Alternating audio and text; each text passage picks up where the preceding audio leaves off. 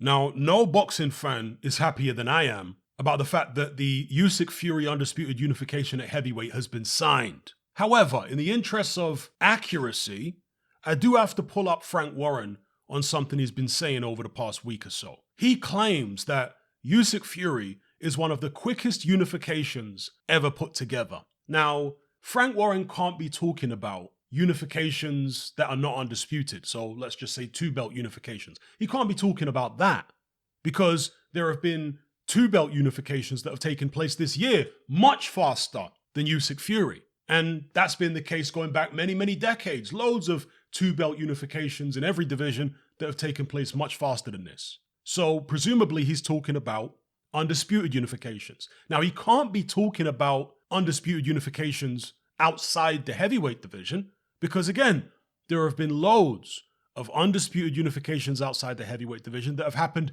much faster than Usyk Fury. So presumably he's just talking about undisputed unifications at heavyweight. So let's examine this. Is Usyk Fury one of the fastest undisputed unifications at heavyweight to ever take place? Well, first of all, let's establish how long Usyk Fury took to make. The first time there was any negotiations between the two parties was shortly after Alexander Usyk beat Anthony Joshua the first time.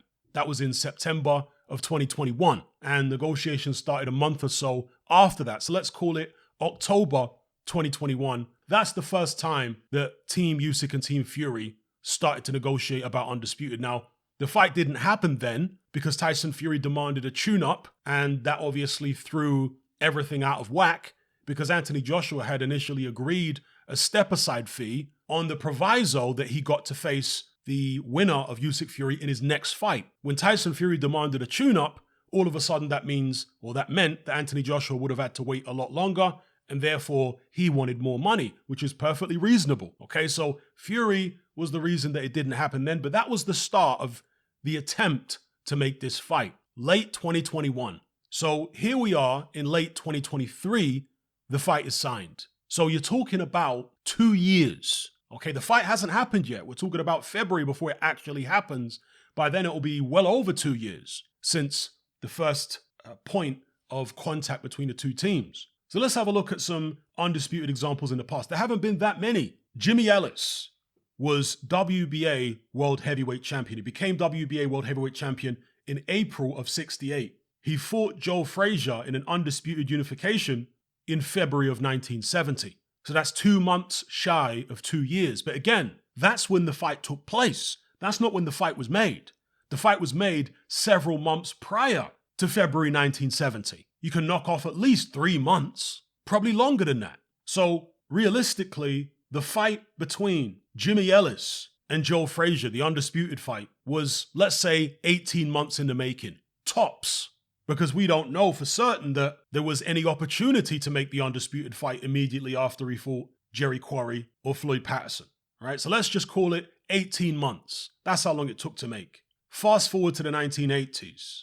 Mike Tyson became heavyweight champion when he won the WBC belt against Trevor Berbick. That was in November of 1986. He had a unification in his very next fight in March of '87. That's how quick unifications can happen. 2-belt unifications, that is. He was unified champion within 4 months of winning his first world title. He became undisputed champion when he beat Tony Tucker in August of '87. So Mike Tyson became undisputed at heavyweight in just over a year. And again, that's when the undisputed fight with Tony Tucker actually happened. Obviously, Tucker had only recently won the belt himself off Buster Douglas. Well, they fought for a vacant belt, so the belts were scattered, right? But anyway, Mike Tyson consolidated the whole heavyweight division in just over a year. Clearly much faster than Usyk Fury. Then we move on to Lennox Lewis. He became undisputed when he beat Evander Holyfield in November 1999. However, his first attempt to become undisputed was in March of that same year, because the first fight was a draw. It was very controversial. They had a rematch and Lewis won the rematch and became undisputed then. So really, we're counting from the first fight. We go back to Mike Tyson's record here. We click on Holyfield so we can see where he's at. Holyfield beat Mike Tyson in November 1996, beat him again in the immediate rematch, which was in June of '97. And he was locked into that, couldn't get out of it. It was a much bigger fight than a Lennox Lewis fight at that stage. There was apparently no way of getting Mike Tyson to step aside. Holyfield then unified with Michael Moorer. That was a rematch. Michael Moorer had previously beaten him. So right after the 2 fights with Tyson, he goes into a unification with Michael Moorer immediately, wins that fight, captures the IBF title. So we're now in November 97. So this is the point, November 97, the earliest point from which you could make an undisputed unification with Lennox Lewis. The actual first fight with Lewis happened in March of 99. So well under 2 years. Again, that's when the fight happened. It was signed several months prior to March of 1999. It would have been signed in at least January, if not late 98. Vaughn Bean, by the way, was a mandatory for Evander Holyfield. Perhaps there were discussions for Vaughn Bean to step aside. I can't remember. Lennox Lewis also had a mandatory before he fought Evander Holyfield in Zeljko Mavrovic. So they both had mandatories. As I say, the first opportunity, possible opportunity to make the fight would have been after Holyfield beat Michael Moorer. Again, I say to make the fight because this is undisputed we're talking about here. During this era, there was 3 belts. So Holyfield had to collect a belt for Michael Moorer. Only then could a fight against Lennox Lewis be undisputed. And they managed to get that done in well under 2 years. Let's say, for argument's sake, negotiations began after the Michael Moorer fight, and they probably didn't. But let's be generous and act like they did. That's November 97, and let's say negotiations concluded in, at the very latest, January of 99. We're talking about, what, 14 months to make the undisputed fight at the most? So suffice it to say, Frank Warren is talking absolute rubbish. This is not one of the fastest unifications to ever be made at all. In fact, it's one of the slowest. Now, the reason for Frank Warren pushing this nonsense isn't completely clear to me yet, because the fight's been signed. So why are you now retroactively going back and trying to defend the whole process? What are you doing that for? That concerns me. He's also been claiming that Usyk could have fought Fury in December last year, but he didn't want to. He said that Fury signed for it in December last year. I mean, if Usyk never signed for it because he was coming off the 2 fights with AJ and needed a rest and fully intended to fight Fury in the first quarter of 2023, then Usyk didn't pull out of anything. To pull out of something, you have to have signed for it in the first place, which Usyk didn't do. We know the situation going on in his country, coming off long training camps, and he picked up some injuries in the AJ fight, both of the fights. Been away for his family for a long time. There's no issue with him fighting in the new year rather than in December. He's got a very good track record of actually fighting people. But Fury and Frank Warren wanted to try and use it. Oh, see, Usyk don't want it. What a load of rubbish. You knew that Usyk, because he publicly said he had injuries and knocks, and that's when you want to come out and say, oh, we wanted to fight him in December. All this carry on. You could have fought him a year earlier, Mr. Warren, your guy Tyson Fury. But your guy wanted a tune-up for some reason when he just fought Deontay Wilder a couple months earlier. What's all that about? Why would you possibly need a tune-up? It can't be because you were injured, because if you were injured, you wouldn't want a tune-up. It could make the injury worse. So why would you want a tune-up? The only reason I can think is that you didn't actually want the fight.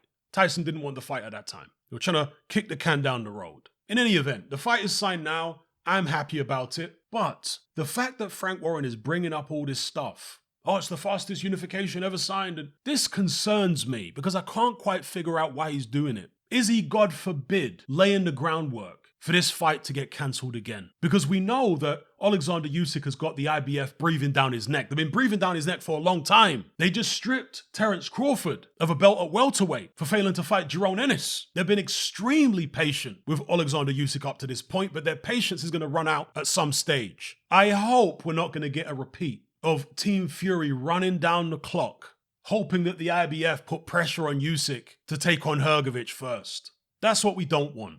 I certainly don't want it. There might be some fanatics out there that want it on the Fury side, but real boxing fans don't. We want the fight to take place, and we want it to be for undisputed, all the belts. So hopefully, let's say early February, the fight can take place. Both guys should be well rested by then, plenty of time for their training camps. But yeah, I did have to clear up what Frank Warren was claiming, that this was one of the fastest unifications to ever happen. Absolute nonsense. It's one of the slowest undisputed unifications to ever happen.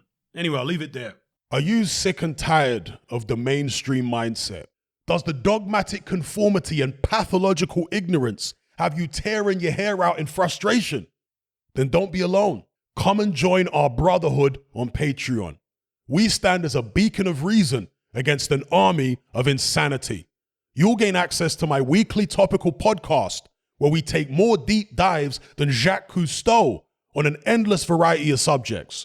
There's also videos, interviews, live Q&As, as well as a vast back catalogue of previous episodes, including my popular Confessions of a Nightclub Bouncer series.